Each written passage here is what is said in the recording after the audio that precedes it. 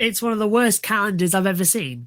It really is. I mean, it's too much. It's too much MotoGP. It's too much Formula One. Why do we need? Why is more better? It's ridiculous. I mean, 21 races is pushing the boat for MotoGP an awful lot. And I don't know why we're racing. I can see why we're racing in India. Okay, I can see that. But considering that we're racing at the Bud International Circuit, I hope MotoGP has the local tax form, which is all I'm going to say to that, because that's what cost Formula One racing there. But India is a big market for motorcycles, so it makes sense for them to have a race there.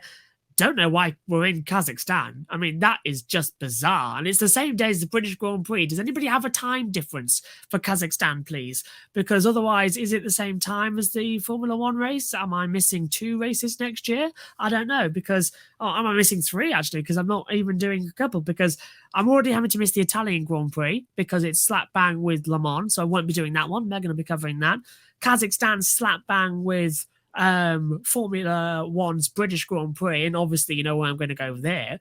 And in terms of the end of the season, it's all a bit skew whiff. I mean, it's just not the smooth calendar we've come to expect. So I'm not a fan of it. I'm really not a fan. I'm happy. I was happy with the 18 races we had for MotoGP. That felt like enough for me. And the same goes for Formula One. These expansion to calendars, all this sprint series as well, it'll come crashing down because there's only so much people can take before they stick up the middle finger and tell the management to go up themselves. And that's it. It's all done. Because the further we have with calendars, the further people are away from families, the further traveling as well. It's not like NASCAR where it's mathematically possible because it's all in the United States of America. We're traveling across the globe 21 times a year. It doesn't make sense. The only good thing about that calendar is it got rid of one of the Spanish rounds because there's 4 of them. Next year there's only 3, but still that's 3 too many. Why do we need Spanish Grand Prix, Catalan and Valencia?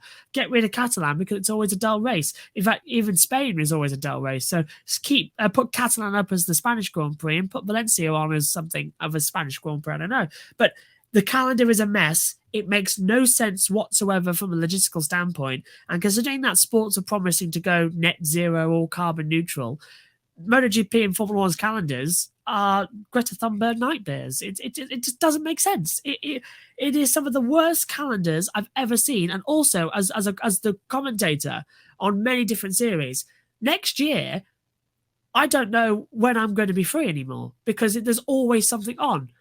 Next year, I think it's going to be the busiest year I've ever had. And I said that about this year. I haven't had a break since April. And now we're already in October. I mean, it has gone quick, but we all suffer with burnout, don't we? It's just too much to keep covering. So I will be dropping some races next year because I just can't do them all physically. And not in terms of the fact that I don't want to. It's just the fact that I won't be there. So if I'm dropping them, then casual viewers are going to switch off like that. So yeah, calendars need to be shrunk. Get rid of Kazakhstan. Don't know why we're going there. The track looks a bit boring anyway from what I've seen from rear wheel shots. And everything else looks okay. Disappointed that Indonesia has dropped so far down because that was actually the only new track I actually really, really liked. Indonesia was fantastic as round 2 of the season, but now they've put Portugal there, which doesn't really make sense for MotoGP. Argentina's somehow still got a race. America is there because it's the only one there, even though I'd much rather race at Laguna Seca for motorcycles as well. But yeah, that's my thoughts on the MotoGP calendar. Once again, just like F1, it's a load of rubbish, in my opinion. Not as good as what we had before. You know, I saw a tweet earlier this week. I think there's one sector of Mercedes organization with their team that I think has achieved being carbon neutral, and they were celebrating that and talking about how this is one step closer to Formula One being carbon neutral. You know what I think would help Formula One's carbon footprint?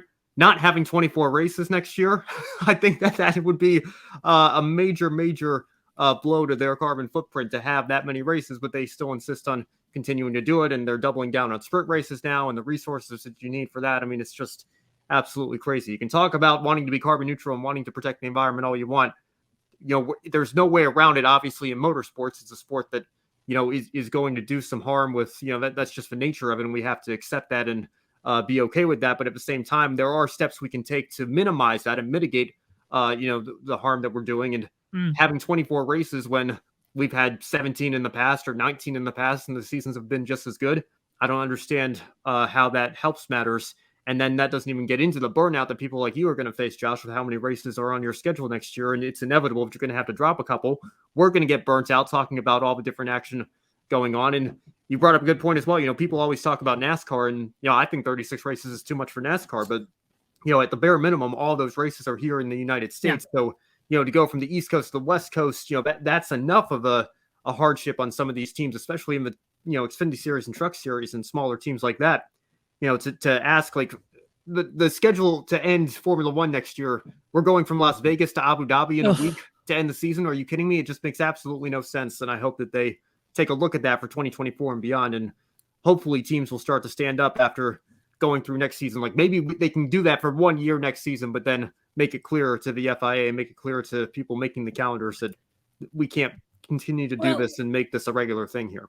Annoyingly, it was announced today that they're even planning on a 25 is now the maximum limit, even though a few years ago we told it 24, then it was 23, then it was 22, then it was 21, then it was 20. It keeps going up and up and up in each year. And to be fair, I think Stefano Domenicali is one of the worst people we've ever had in charge of Formula One. Worse even than Bernie, because at least Bernie got things done, and Bernie was like, this is how many races we're having, that's it. Nobody's coming in. Domenicali is like, welcome, yes, open the door. You want to race, everybody gets a Grand Prix. He's Oprah. He's gone insane. So he's Oprah for countries, but not for American racing drivers. Yeah. Just like with the books that Oprah has as well. If you don't have the special F1 license sticker, you can't read it. It doesn't exist. Nothing. No. Colton Herta, who's he? Who's he? No idea. It's ridiculous. I think I've heard him float out the idea of 30 races or something like that, but we'll see. I mean, we still have a long way to go before we get there. I think people might revolt if we get to that kind of number on the F1 calendar.